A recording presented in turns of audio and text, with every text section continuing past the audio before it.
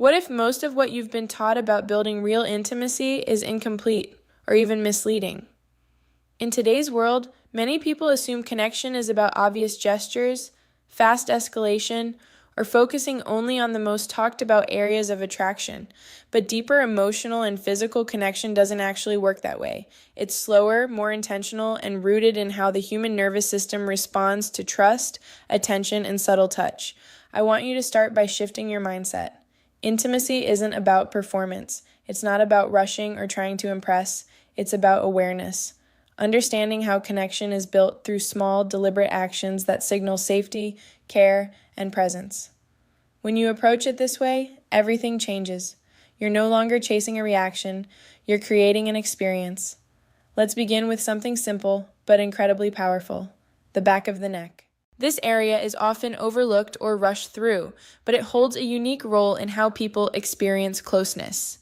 The skin here is sensitive, the nerve endings are active, and, most importantly, it's a vulnerable space. When someone allows you to be close to them there, it reflects trust. Instead of moving quickly, slow down. Let your presence be felt before any contact is made. A gentle movement, a pause, a moment of awareness. These are the things that build anticipation.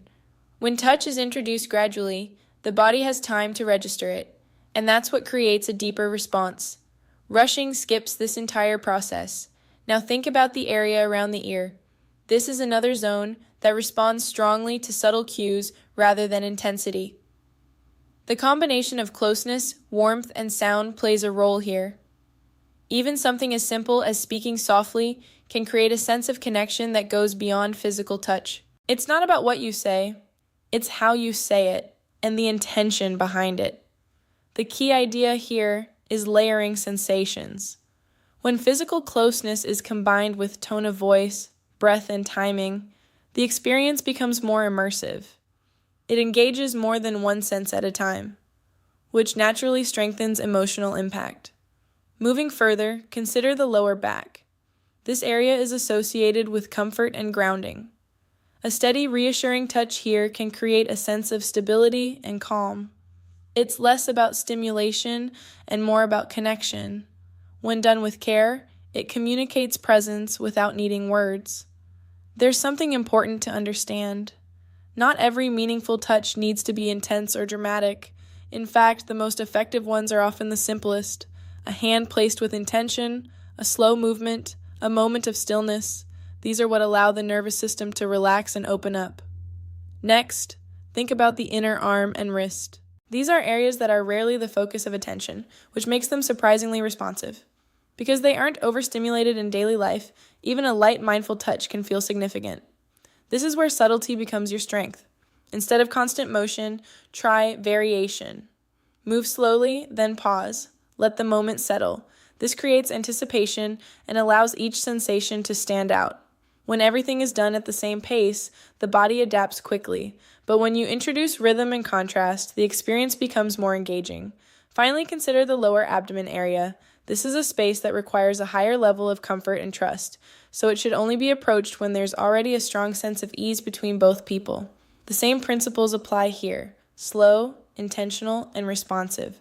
What matters most is not the specific technique, but the awareness behind it. Every person is different.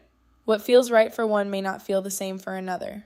That's why observation is essential. Pay attention to breathing, body language, and subtle reactions. These are the real indicators of connection. Now let's bring everything together. These areas, neck, ear, lower back, inner arm, and lower abdomen, aren't special because they're hidden secrets. They're effective because they align with how the human body processes touch and emotion. They engage the nervous system in a way that promotes relaxation, trust, and connection. Another important truth: patience is what makes all of this work. In a fast-paced world, slowing down is rare, and that's exactly why it stands out. When you take your time, you're showing confidence, control, and genuine interest. Those qualities naturally create a stronger bond. This becomes even more powerful with maturity. As you gain life experience, your ability to be present improves. You're less focused on rushing outcomes and more capable of appreciating the moment itself. That shift alone can transform how connection is built. Instead of trying to apply everything at once, keep it simple. Focus on one moment at a time. Let things develop naturally. The goal isn't to follow a checklist, it's to create a flow where both people feel comfortable and engaged. Also remember that communication isn't always verbal. Touch, timing, and attention all communicate something. When they're aligned with genuine care, the message is clear without needing words. One more thing that often gets overlooked: authenticity. If your actions don't match your intention, it's noticeable. People are very good at sensing when something feels forced. That's why it's important to stay genuine. Don't overthink it, just stay present. As you practice this approach, you'll notice something interesting.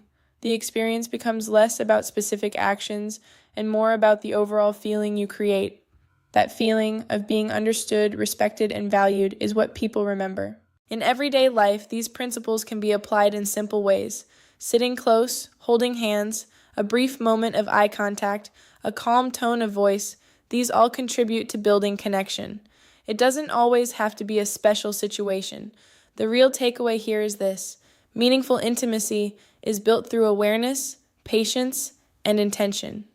It's not about doing more, it's about doing things with more attention. When you understand this, you stop chasing reactions and start creating experiences. And those experiences are what form lasting connections. So instead of focusing on what you think you're supposed to do, focus on how you show up. Be present, be attentive, be patient. That's where real connection begins. And that's what makes it last.